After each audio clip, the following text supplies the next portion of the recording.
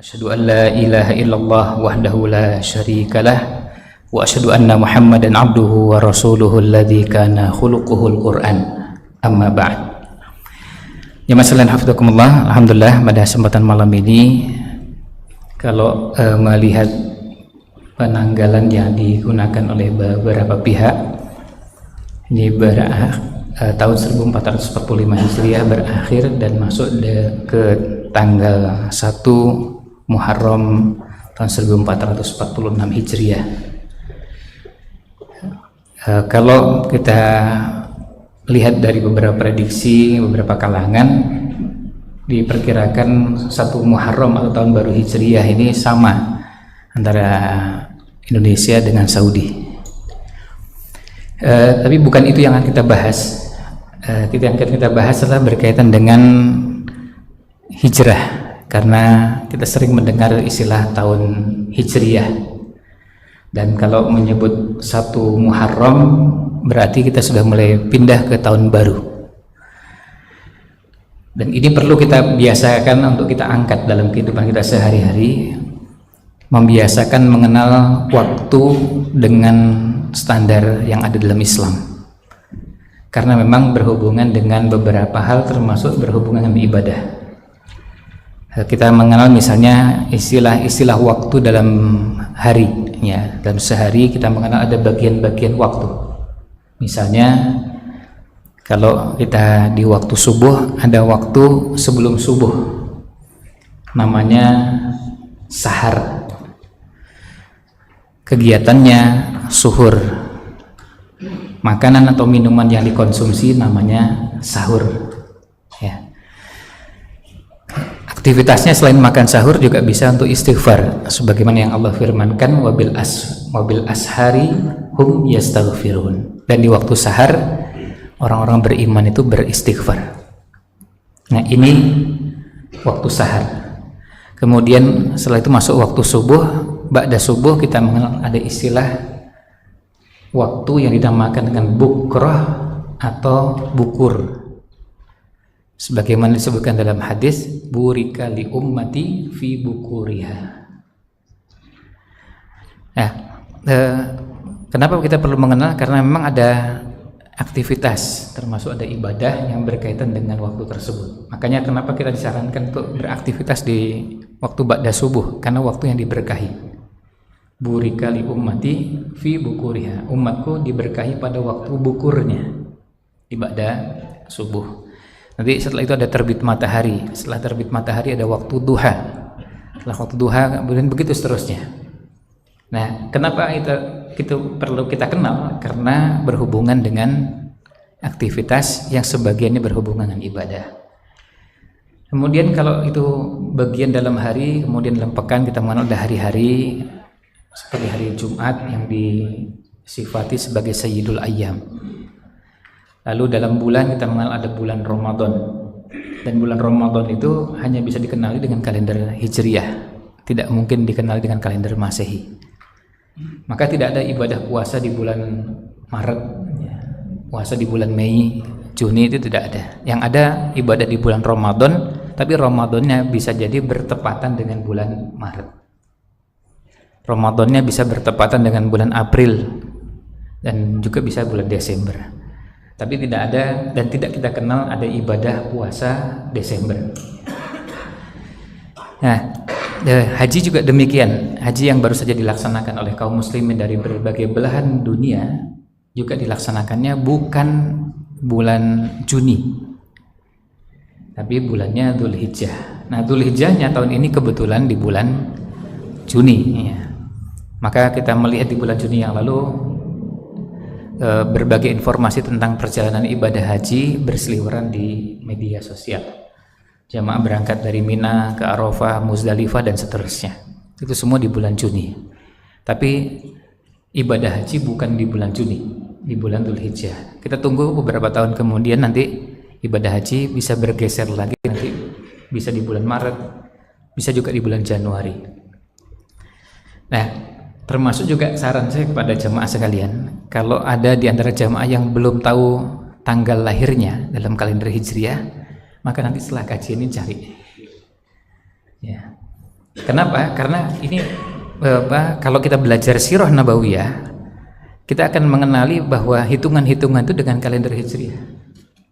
Kalau misalnya kita mengenal ada seorang wanita dicerai oleh suaminya, atau wanita yang ditinggal mati oleh suaminya, ketika kita menyebut 4 bulan 10 hari, 4 bulannya itu bukan dengan kalender Masehi. Kan jadi angkanya wanita tersebut dirugikan kalau dengan kalender Masehi. Misalnya pas bulan Juli 31 hari, Agustus 31 hari lagi. Dan kasihan, jadi jumlahnya jadi banyak. Padahal kalau dengan kalender Hijriah jadi lebih singkat, karena cuma 29 dan maksimal 30 hari. Kalau 4 bulan ada 31 harinya 3, kan lumayan. Angkanya jadi bertambah banyak 3 hari. Nah, ini tergantung dari bulan apanya. Nah, oleh karena itu penting untuk kita mengenal itu. Sama dengan ketika kita menyebut Nabi Muhammad SAW wafat di usia berapa? 63 tahun. Itu menurut kalender Hijriah. Kalau kalender Masehinya 60 tahun.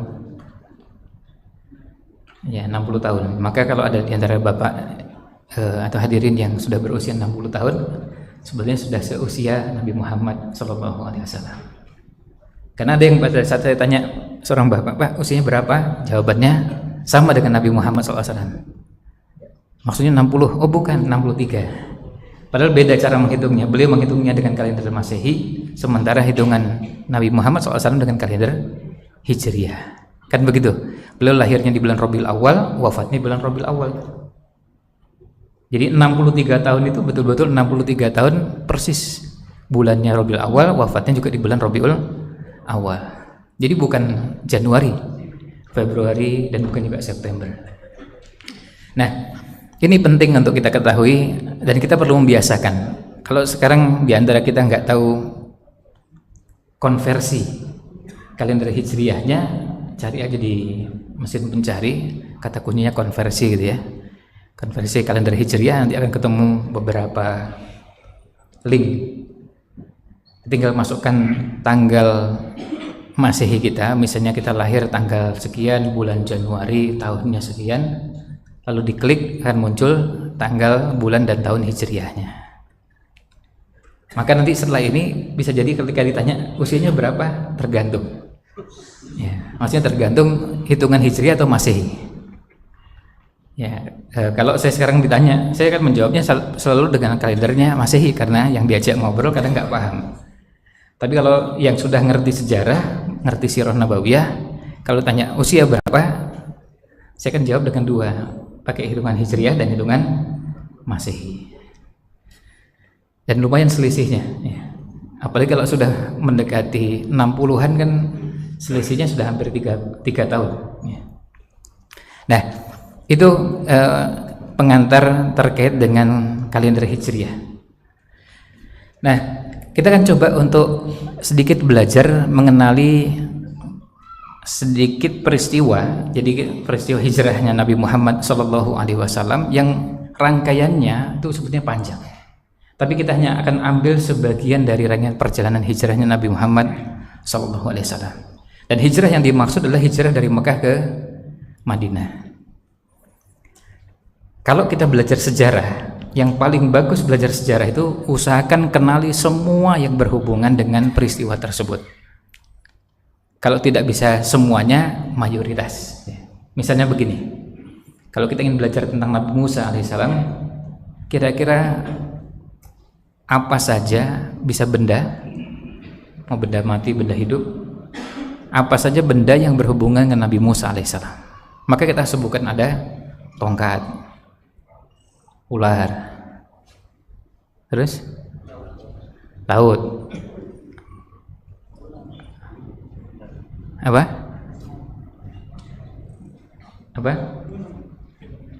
gunung ya, terus laut tadi sudah, sungai, sapi, api, terus nah ini kalau kita sebutkan itu minimal 15 ya, tidak boleh kurang dari 15. Kalau nggak sampai 15 berarti pengetahuan kita tentang Nabi Musa masih terlalu dangkal ya. Karena begini, kalau kita mengetahui sesuatu dengan detail mendalam, kita akan dapatkan panduan dalam syariat ini dari Quran maupun hadis sangat detail. Sama seperti sekarang misalnya orang membahas tentang parenting, ini ada suami yang tinggal jauh dari keluarganya dan membahas tentang LDR karena jarang bertemu istri dan anak, pulang kadang-kadang 3 bulan sekali, itu pun cuma sebentar. Kita dapat di Quran, kisahnya Nabi Ibrahim juga kan begitu. Kan Nabi Ibrahim di Palestina, anaknya ditinggal di Mekah, anak dan istrinya. Itu berapa minggu? Perjalanan saja itu 1 bulan. Baru perjalanannya. Baliknya lagi 1 bulan. Kan berarti sangat lama. Ya kita nggak tahu persis karena memang tidak ada informasi detailnya. Tapi dari situ kita dapatkan informasi tentang bagaimana mendidik anak meskipun jauh, dan waktu itu belum ada WA, ya belum ada Instagram, belum ada video call. Gimana caranya anak mengenali bapaknya?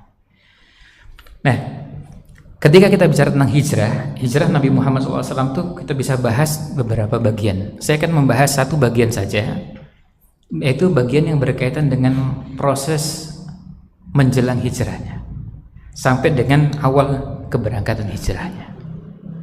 Kita semua ketahui bahwa kaum musyrikin mengadakan pertemuan, dan Allah abadikan dalam Al-Quran di surat Al-Anfal ayat 30. Wa idh yamkuru bikal ladzina kafaru liyuthbituka aw yukhrijuka. Bagaimana ayatnya? Wa idh yamkuru bikal ladzina kafaru liyuthbituka aw yaqtuluka aw yukhrijuk. Orang-orang kafir ini berbuat makar. Makarnya apa? Mereka ingin mengurung engkau, atau membunuh, atau mengusir. Ada 3. Dan kalau kita lihat riwayat ini disebutkan oleh Imam Ibnu Katsir dalam tafsirnya, Imam Ibnu Hisham dalam sirahnya, Imam Baihaqi dalam Dalailun Nubuwahnya, kemudian beberapa imam ahli sejarah yang rata-rata semua referensinya usianya di atas 800 tahun dari sekarang ini, atau di atas minimal 700 tahun, menceritakan bahwa dalam pertemuan tersebut, jadi pertemuannya dilaksanakan di kota Mekah, dan ada tempat pertemuan namanya Darun Nadwah. Darun Nadwah itu di Mekah levelnya kalau di negara kita gedung DPR MPR. Jadi gedung untuk pertemuan para tokoh membahas masalah-masalah penting dan strategis yang ada di kota Mekah. Nah, yang kumpul di situ nggak sembarang orang. Yang kumpul di situlah tokoh-tokoh. Pada saat itu, yang kumpul di situ ada pembesar-pembesar Quraisy. Pembesar Quraisy itu siapa saja? Ada Bani Abdi Syams, diwakili 3 orang. Salah satunya Abu Sufyan. Kemudian ada Bani Abdiddar. Kemudian ada Bani Naufal. Lalu ada Bani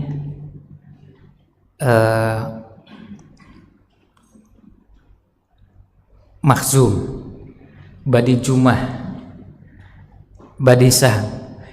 Yang di situ mereka hanya mengutus utusan maksimal 3 orang, dan ini kabilah-kabilah besar. Nah, tapi yang penting dicatat di situ adalah bahwa yang hadir selain tokoh-tokoh pembesar-pembesar Quraisy, salah satu di antara yang hadir adalah Fir'aunnya umat ini, yaitu Abu Jahal.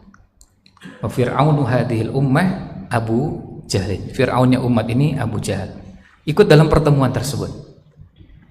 Nah, pada saat mau pertemuan, sebelum dimulai, tadi yang saya sebutkan referensinya, ada Imam Ibnu Hisham, Imam Ibnu Sa'ad, Imam Baihaqi, Imam Ibnu Katsir, yang menyebutkan dalam buku-buku beliau ini bahwa iblis datang pada pertemuan tersebut, berubah wujud menjadi seorang kakek tua, dan kemudian datang mau masuk ke pertemuan tersebut. Mereka merasa asing, ini siapa ini? Maka mereka bertanya, "Mani Syekh? Siapa Anda ini?" Kalau dalam beberapa riwayat disebut man anta, siapa anda ini? Kemudian dijawab oleh kakek tua ini, dan ini iblis. Dia mengatakan syekhun min ahli Najd, ini orang tua dari Najd. Sami'a, ya, yang mendengar, annakum qad ijtama'tum, ya, kalian berkumpul. Dalam riwayat yang lain disebutkan kalian sepakat untuk mengadakan pertemuan, untuk kumpul. Saya datang ke sini untuk memberikan masukan, siapa tahu pendapat saya bisa dipertimbangkan, dan siapa tahu saya bisa memberikan nasihat kepada kalian. Itu kan caranya orang tua kan begitu ya. Orang tua itu kan salah satu kelebihan yang dimiliki, pengalaman hidup yang panjang, kematangan, kedewasaan, sehingga kita yang muda bisa belajar dari orang tua. Tetapi pelajaran yang lain dari peristiwa ini sebelum kita lanjut, selain ini pertemuan penting, dihadiri hanya beberapa kabilah, hanya 7 kabilah yang ikut dalam pertemuan tersebut, tapi juga dalam pertemuan tersebut ya sudah ada tadi, ada Abu Jahal, ada Muawiyah, ada Abu Sufyan dan seterusnya. Tapi iblis turun tangan. Kalau iblis sampai cawe-cawe, sampai turun tangan langsung, ini berarti masalahnya sangat serius. Biasanya kalau menggoda manusia cukup pasukannya. Dalam salah satu hadis di Sunan Tirmidzi dan yang lainnya disebutkan bahwa iblis itu biasa setelah pasukannya bertebaran, kemudian nanti tanya, apa yang kalian lakukan? Kemudian yang satu mengatakan, saya melakukan ini menggoda manusia supaya begini dan begitu. Yang ngerjakannya pasukannya semua.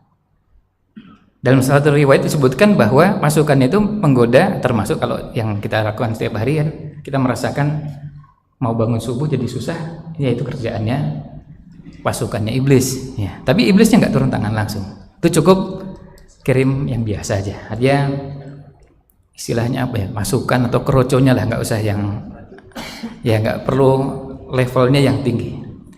Nah, ketika pasukannya dikirim dan kemudian melaporkan, salah satu yang melaporkan itu mengatakan bahwa saya berhasil membuat rumah tangga seseorang, suami dan istri, bertengkar jadi berantakan dan berakhir dengan perceraian. Apa jawabnya iblis? Anta. Nah ini jos, mantap. Artinya diberikan apresiasi oleh iblis pada pasukan yang berhasil merusak rumah tangga seseorang.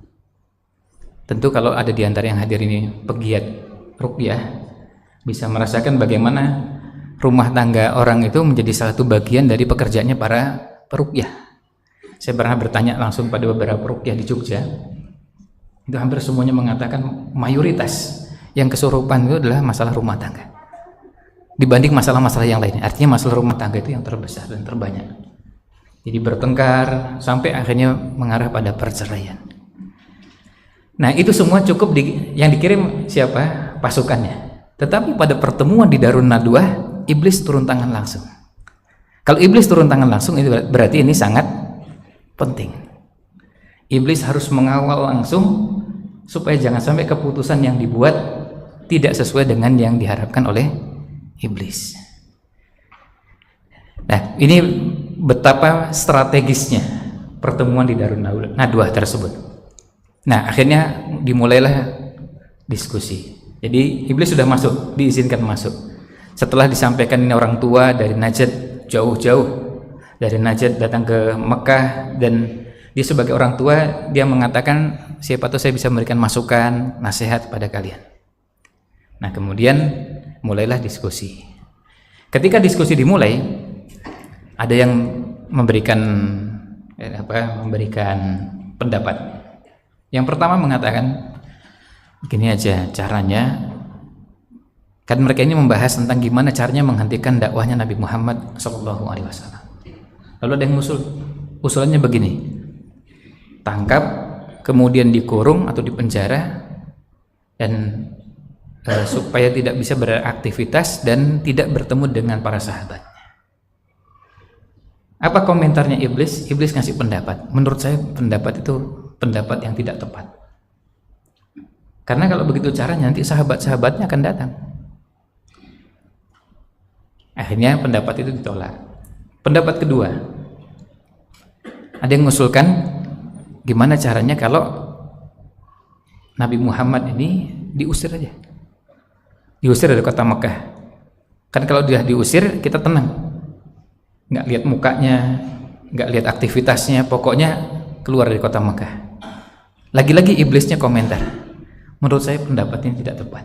Kalian kan tahu Muhammad ini orang yang lisannya sangat kuat, bisa mempengaruhi orang. Dan kalau orang-orang di luar kota Mekah nanti mengikuti ajakannya, berarti akan terbangun kekuatan. Dan ini akan menjadi ancaman bagi Mekah. Akhirnya pendapat itu ditolak lagi. Jadi memang betul-betul iblis ini ingin mengawal. Ini kalau bahasa Jawa namanya cawe-cawe. Ya.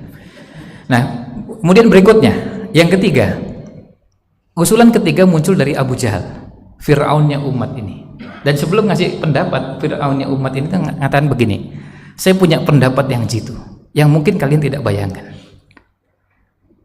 Yes, jadi kalimat itu, pengantar itu sudah bisa dipahami, pasti idenya jahatnya luar biasa.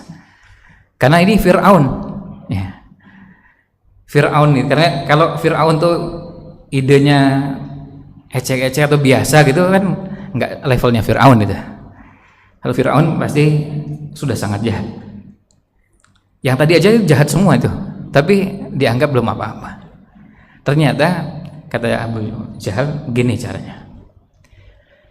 Masing-masing kabilah mengutus seorang pemuda yang kuat dan membawa pedang yang sangat tajam. Lalu semuanya sepakat menghabisi, semuanya sepakat membunuh Muhammad. Nah,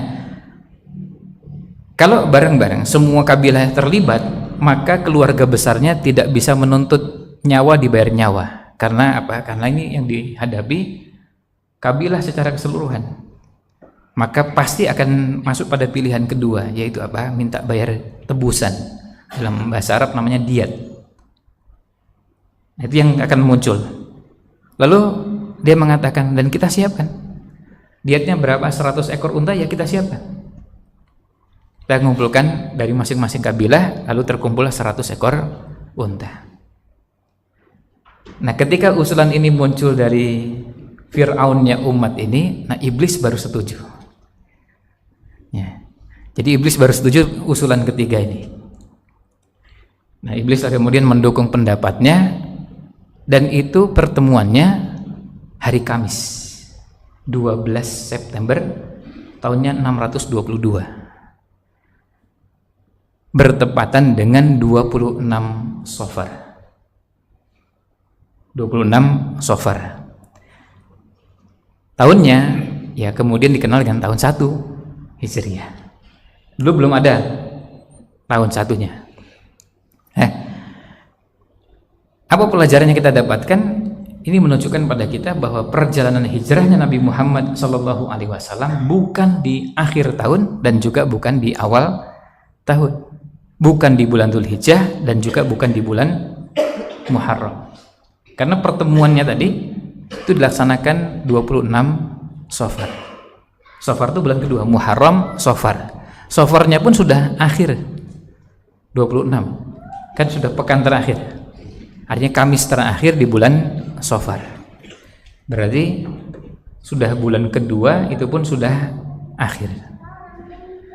Nah, 26 Safar ya kebetulan bertepatan dengan 12 September.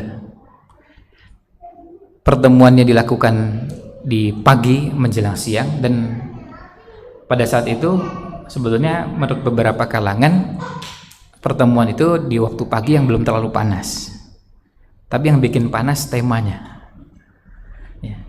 Karena temanya membahas tentang rencana pembunuhan. Pasti kan suasananya akan memanas. Nah, akhirnya mereka setelah memutuskan itu, mereka langsung menyepakati kapan itu luar biasanya. Setelah mereka memutuskan, mereka artinya memutuskan caranya, waktunya kurang dari 24 jam. keputusannya pagi, eksekusinya kapan? Malam itu juga. Ini dalam tempo yang sesingkat-singkatnya.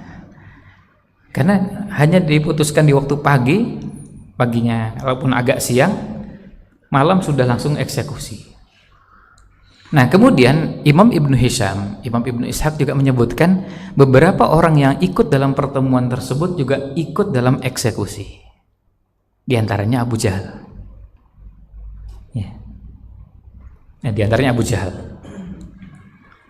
Nah, kemudian ada Umayyah dan yang lainnya. Yang jelas ada beberapa orang yang ikut dalam pertemuan, membicarakan apa rencananya dan juga ikut dalam eksekusinya. Nah, kemudian setelah mereka menyepakati itu, baru saja mereka sepakati, langsung malaikat Jibril menyampaikan kepada Nabi Muhammad SAW hasil pertemuan tersebut, yang kemudian diabadikan dalam Al-Quran surat Al-Anfal ayat 30. Ketika mendapatkan informasi tersebut, Nabi Muhammad SAW keluar siang hari itu juga, dan cuacanya masih sangat panas. Beliau keluar sambil menutup wajahnya, jadi yang terlihat hanya cuma matanya. Berangkat kemana? Ke rumah sahabatnya Abu Bakar. Dan perlu diketahui, Abu Bakar itu teman dekat, teman akrab dalam waktu yang lama, sejak masih belum menerima wahyu. Makanya ketika Nabi Muhammad SAW menerima wahyu, Abu Bakar itu datang menemui, dan waktu itu belum masuk Islam. Abu Bakar bertanya, kemana aja? Ini teman-teman tanya. Ya, teman-teman tanya karena biasa kumpul-kumpul terus lalu nggak muncul, nggak kelihatan. Dan selisih usianya cuma 2 tahun. Nabi Muhammad SAW lebih tua 2 tahun daripada Abu Bakar. Nah, saat itu datang ke rumahnya Abu Bakar, lalu menyampaikan, wahai Abu Bakar, tolong minta izin supaya orang-orang yang ada di rumah diminta keluar, karena ada yang sangat rahasia yang akan disampaikan. Apa jawab Abu Bakar? Abu Bakar mengatakan, ya Rasulullah, tidak perlu khawatir, ini keluarga engkau juga, karena di situ ada Aisyah, kemudian ada Asma, jadi bukan orang lain. Akhirnya terjadi pembicaraan antara Nabi Muhammad SAW dengan Abu Bakar bahwa hari itu juga harus sudah berangkat meninggalkan rumah dan hijrah. Nah, pada saat itu persiapan dilakukan dalam waktu yang sangat singkat. Bisa dibayangkan kalau kita harus pindah rumah, dan pindah rumahnya menyiapkan barang dalam waktu hitungannya hanya jam. Jangankan yang rumahnya sudah berkeluarga, ya, sudah punya istri, anak, dia yang mahasiswa saja, kalau pindah kos-kosan terus diberi waktu silakan siap-siap 5 jam, itu mungkin nggak siap, karena barangnya banyak dan harus cari kerdus lah, cari ini dan itu. Tapi Nabi Muhammad SAW memang perabotannya nggak banyak, ya, beda dengan kita sekarang. Kalau kita sekarang ini kan perabotan di rumah banyaknya luar biasa. Meskipun Nabi Muhammad SAW juga orang yang kaya. Sebentar, saya mau tanya, ini Nabi Muhammad SAW itu kaya apa miskin? Kalau saya sebut kaya, jangan-jangan ada yang meragukan gitu ya. Atau begini, sangat kaya, kaya, agak kaya, miskin, agak miskin. Sangat miskin. Sangat kaya. Sangat kaya. Gimana itu mengukur sangat kayanya?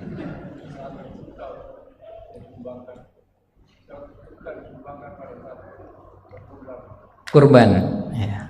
Salah satunya adalah pada saat kurban. Kalau kita kan kurban 1 ekor kambing, beliau SAW 100. Dan harus diingat, 1 ekor kambingnya kualitasnya kambing yang bagus, bukan kambing yang, ya maaf, kalau kita kan yang penting pokoknya sah gitu, atau sah agak gemuk dikit lah. Nah, ini enggak, ini betul-betul kualitasnya yang bagus. Saya pernah bertemu dengan ada seorang jamaah yang mencari kambing ukurannya dan bentuknya serta warnanya ingin seperti yang digambarkan dalam hadis. Artinya ukurannya besar, warna putih dan hitamnya juga ada di bagian tubuhnya putih, bagian kaki dan kemudian di wajahnya hitam. Saya tanya berapa harganya? 13 juta. Itu 1 ekor kambingnya. Ya, saya tanya dapat di mana? Dapat di kota lain juga. Ya, karena memang cari yang bukan asal kambing. Kalau asal kambing tentu kita gampang ya carinya di sekitar tempat kita juga banyak. Nah, tapi intinya itu salah satu cara untuk melihat Nabi Muhammad SAW sangat kaya. Ya. Tapi beliau sangat kaya tidak berarti di rumah banyak perabotan. Sama seperti kalau kita melihat sahabat yang kaya siapa? Utsman, kemudian Abdurrahman bin Auf. 2 sahabat itu. Abdurrahman bin Auf dan Utsman pun pada saat hijrah kan miskin. Kekayaannya lebih pas dikatakan 0. Karena hijrah tanpa membawa apa-apa. Ya kalaupun ada pakaian yang melekat atau beberapa pakaian, ya. Tapi hebatnya 2 sahabat ini dalam waktu 30 tahun kekayaannya mencapai di atas 1 triliun. Bahkan beberapa riwayat menyebutkan lebih dari 3 triliun dalam waktu cuma 30 tahun. Ini kekayaan sahabat nih. Nah, kembali ke Rasul SAW. Jadi sama dengan diikuti oleh Utsman bin Affan dan yang lainnya.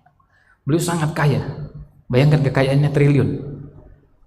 Tapi di rumahnya nggak banyak perabotan. Di rumahnya Utsman bin Affan juga nggak ada sekarang apa Gucci gitu ya. Terus kemudian ada macam-macam enggak. Nah, beliau sangat kaya tetapi sangat dermawan. Apapun untuk kepentingan Islam dan kaum muslimin dengan sangat ringannya beliau berikan. Jadi 2 hal yang bisa dipadukan dalam kehidupan Nabi Sallallahu Alaihi Wasallam.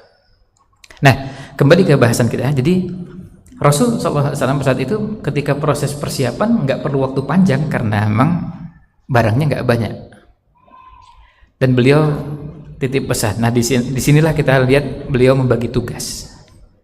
Dan pada saat membagi tugas, beliau hanya menginformasikan sesuai dengan yang diperlukan oleh yang bersangkutan. Contohnya, Ali bin Abi Thalib diminta untuk tidur di tempat tidur Rasul SAW pada malam itu. Kemudian diminta besok mengantarkan barang-barang titipan ini kepada orang-orang, pada pemiliknya. Kan sudah bisa diperkirakan bahwa pada malam itu orang-orang musyrikin akan datang. Dan mereka datang bukan mau ketemu baik-baik, ini bawa pedang. Bukan 1 orang, bukan 2 orang, dan bukan 5 orang. Artinya tujuannya cuma 1, membunuh. Itu penting dilakukan untuk apa? Seandainya Ali bin Abi Thalib akan diinterogasi sampai disiksa seperti apapun, tidak bisa menunjukkan lokasi di mana Nabi Muhammad SAW bersembunyi. Karena apa? Karena memang tidak diberitahu. Dan Ali bin Abi Thalib juga bukan tipe orang yang kepo gitu ya, kepingin tahu gitu, ini apa sih, kemana ini, terus dengan siapa. Sekarang ini kan zamannya begitu. Nah, salah satu pelajaran yang juga kita dapatkan di zaman sekarang ini, dengan banjir informasi yang begitu banyak, atau bahkan ada mengatakan tsunami informasi, kita harus menjadi orang yang belajar untuk memilah. Tidak semua hal perlu kita ketahui. Tidak semua hal yang perlu kita ketahui. Kadang-kadang yang viral sekalipun tidak perlu kita ketahui. Udah dengar belum yang viral kemarin? Ada buaya melahirkan. Ya apa-apa ya, emang biasa aja gitu. Artinya ada di kebun binatang Surabaya ada jerapah, kemudian nggak tahu pun nggak apa-apa itu. Artinya kalau memang kita kebetulan dokter hewan, ya memang perlu mengikuti perkembangannya kalau ada hal-hal unik. Tapi yang bukan kan nggak apa-apa ya, nggak tahu. Karena tidak semua hal perlu kita ketahui. Nah, Ali bin Abi Thalib diberitahu, kemudian Ali bin Abi Thalib juga tenang. Karena apa? Besok diminta untuk ngantar barang-barang, berarti besok masih hidup. Nah, itu namanya siqah, percaya, yakin. Kan cuma diminta tidur, pakai selimut Rasulullah SAW, dan besok diminta ngantar barang-barang, berarti besok masih hidup. Dan yakin. Gimana caranya terserah nanti. Nah, disuruh begitu kan, suruh tidur. Dan kita jadi belajar dari situ bahwa dalam kehidupan berjamaah Ketika pimpinan memerintahkan sesuatu dan itu sesuatu yang bukan maksiat, maka kita taati. Ini perintahnya apa? Suruh tidur. Tapi suruh tidurnya di tempat tertentu dengan cara tertentu. Artinya menggunakan selimut yang biasa dikenakan Rasul sallallahu alaihi wasallam dan di tempat tidurnya Rasul sallallahu alaihi wasallam, bukan tidur di tempat yang lain. Dan benar pada malam itu mereka datang. Mereka juga menginterogasi, mengintimidasi, tapi nggak dapat informasi. Karena apa? Karena memang Ali nggak tahu. Kemudian Abu Bakar juga menyampaikan kepada putrinya, di sana ada Asma dan Aisyah, bahwa bapak akan pergi. Anaknya pun nggak tanya-tanya. Maka ketika orang-orang musyrikin ini setelah datang dari rumah Rasulullah SAW dan nggak mendapatkan yang dicari, hanya ketemu Ali, lalu dapat informasi kalau Abu Bakar juga pergi, maka ke rumahnya Abu Bakar. Sampai di rumahnya Abu Bakar nggak dapat. Ada Asma di situ, yang dihajar Asma, yang dipukul Asma. Karena apa? Karena nggak bisa memberikan informasi juga. Kan kesal. Di sini nggak dapat, sini nggak dapat. Akhirnya dilampiaskan kepada seorang wanita, sehingga sampai berdarah. Nah, tapi mereka nggak dapatkan informasi yang dicari, karena memang tidak diberi informasi. Beda dengan kalau dapat informasi dan disuruh menyembunyikan, jangan bilang-bilang. Kalau jangan bilang-bilang, nanti bisa dicari cara supaya ngaku. Tapi kalau betul-betul nggak diberitahu, nggak bisa. Makanya Nabi SAW membagikan informasi sesuai dengan yang diperlukan oleh masing-masing. Nah, di sini kita belajar dua hal. Kalau itu dalam dalam manajemen ada pimpinan yang membagikan informasi sesuai dengan porsinya masing-masing, dan yang kedua juga sebagai bawahan tidak perlu punya sifat serba ingin tahu segala hal. Ya. Apa yang memang menjadi tugasnya silahkan kerjakan. Ada yang mendesak perlu diketahui pada bagian tertentu bisa saja, tapi tidak perlu sampai harus tahu segala hal. Nah, kemudian ini kebetulan dalam bahasa kita menggunakan huruf A semua. Abu Bakar itu nugaskan anaknya Aisyah dengan Asma, dua yang bikin makanan, kemudian diikat lalu dibawa ke tempat persembunyiannya Abu Bakar. Ini A dan A. Dan uniknya dua A ini, Aisyah dan Asma ini, kalau berinfak itu punya dua model yang berseberangan, tapi hasilnya tidak sama. Yang satu modelnya ngumpulkan dulu sudah banyak baru diinfakkan. Yang satu lagi enggak, sedikit-sedikit lalu diinfakkan, dapat sedikit langsung infak, dapat sedikit lagi diinfakkan, hasilnya sama.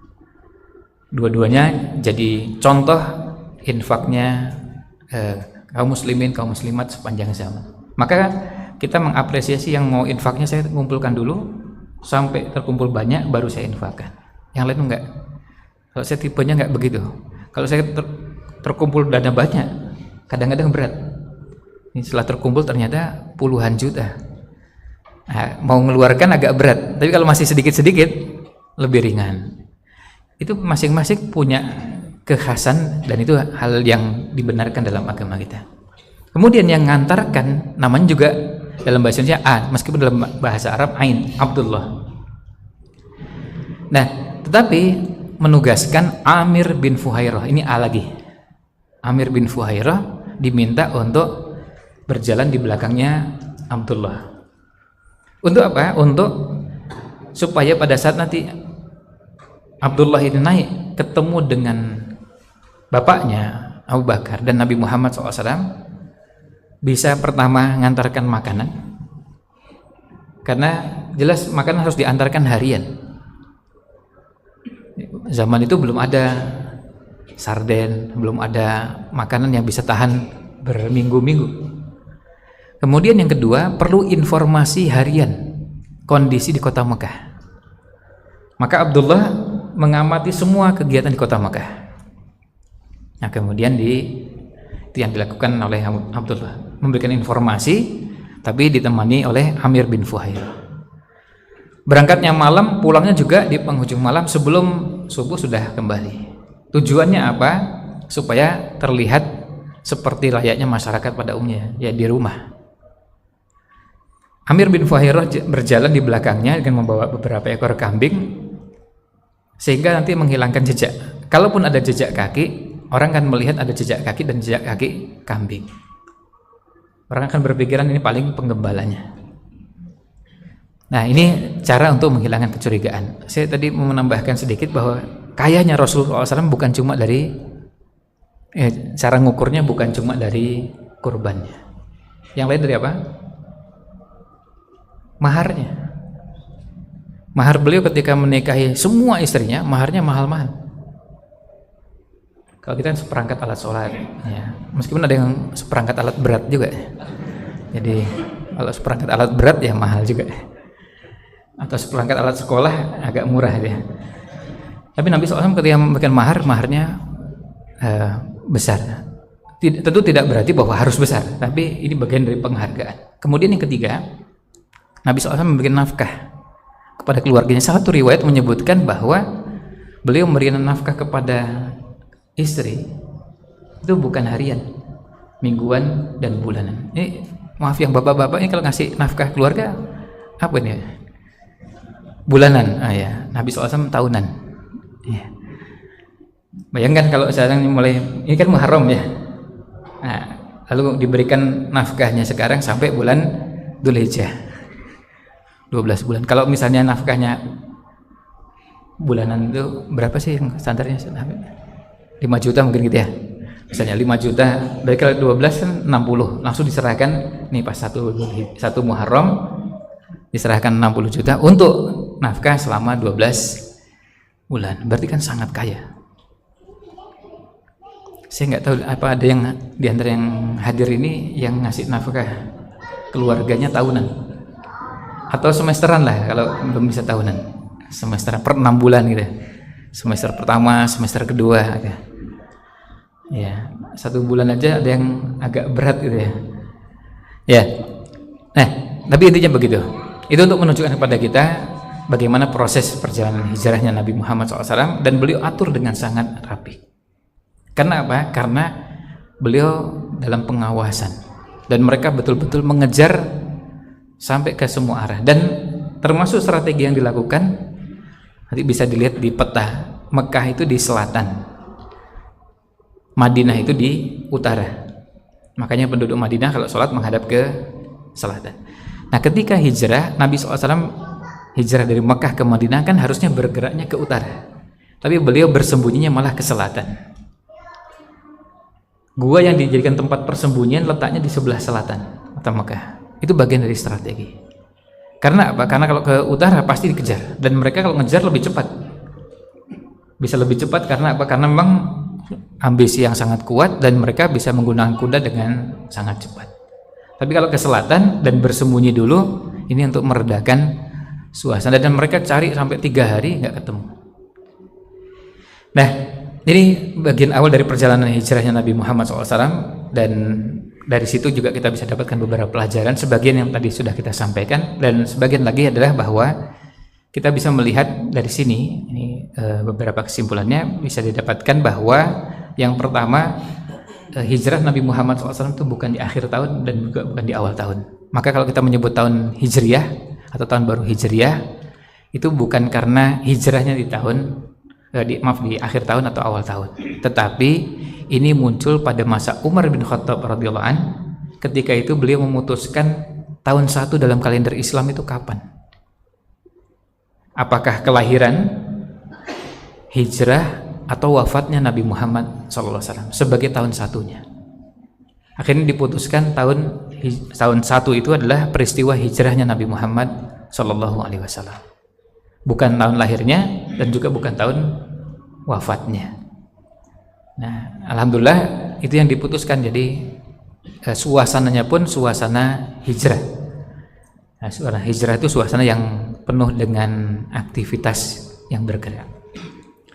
Nah, kemudian juga yang bisa kita ambil pelajaran dari peristiwa ini, kita bisa melihat bagaimana iblis turun tangan langsung untuk mengawal supaya keputusannya sesuai dengan yang diharapkan oleh iblis. Karena targetnya gimana caranya bisa mencelakakan, bahkan kalau bisa membunuh Nabi Muhammad SAW.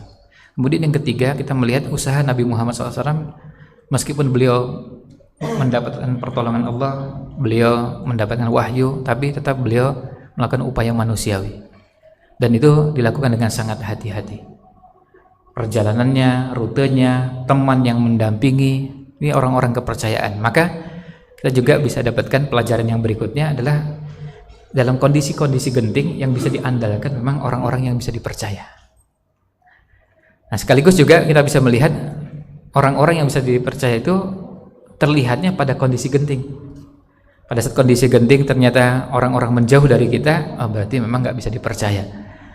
Ada orang-orang yang selama ini kelihatan bersama kita, tapi ternyata dalam keseharian sebetulnya tidak betul-betul bersama kita. Apalagi dalam kondisi sangat genting. Saat itu resikonya nyawa. Dan Abu Bakar bukan cuma mendampingi di gua, tapi juga pada saat perjalanan hijrah dari Makkah ke Madinah, beliau juga berjalan tuh beliau kadang di belakang, kadang samping kanan atau samping kiri. Tujuannya apa? Untuk memastikan aman. Rasul SAW aman, tidak ada ancaman dari belakang maupun kanan dan kiri. Ini untuk menunjukkan betapa Abu Bakar menjadi orang yang siap mengorbankan nyawanya demi untuk keselamatan Rasulullah SAW. Demikian ulasan yang bisa kami sampaikan terkait dengan peristiwa hijrah Nabi Muhammad SAW. Meskipun ini baru bagian awal perjalanan hijrahnya, tentu nanti masih ada perjalanan proses hijrahnya sampai tiba di kota Madinah. Tapi paling tidak mudah-mudahan kisah ini bisa menjadi inspirasi bagi kita semua. Untuk kalau mau ada yang bertanya nanti sumber pembahasan ini dari mana, ada beberapa buku yang sudah diterjemahkan. Yang pertama buku dengan judul Biografi Rasulullah SAW. Judul aslinya As-Sirah An-Nabawiyah fi Dhaw'il Masadiril Asliyah. Penulisnya Dr. Mahdi Rizqullah Ahmad, dosen Sirah Nabawiyah, aslinya Sudan tapi mengajar di Riyadh, Saudi Arabia. Bukunya 900-an halaman, hampir 1000 halaman. Kemudian yang kedua ada buku Sirah Ibnu Hisham, juga tebalnya 700-an ya. Lalu yang ketiga nanti ada buku Sirah karya Imam Ibnu Katsir, atau bisa diambil dari Al-Bidayah wan Nihayahnya Imam Ibnu Katsir. Nah, itu beberapa referensi untuk bahasan yang tadi kami sampaikan. Tentu masih ada buku-buku yang lain. Demikian yang bisa kami sampaikan. Mohon maaf jika ada yang kurang berkenan. Subhanakallahumma wa bihamdika asyhadu an la ilaha illa anta astaghfiruka wa atubu ilaik. Assalamualaikum warahmatullahi wabarakatuh.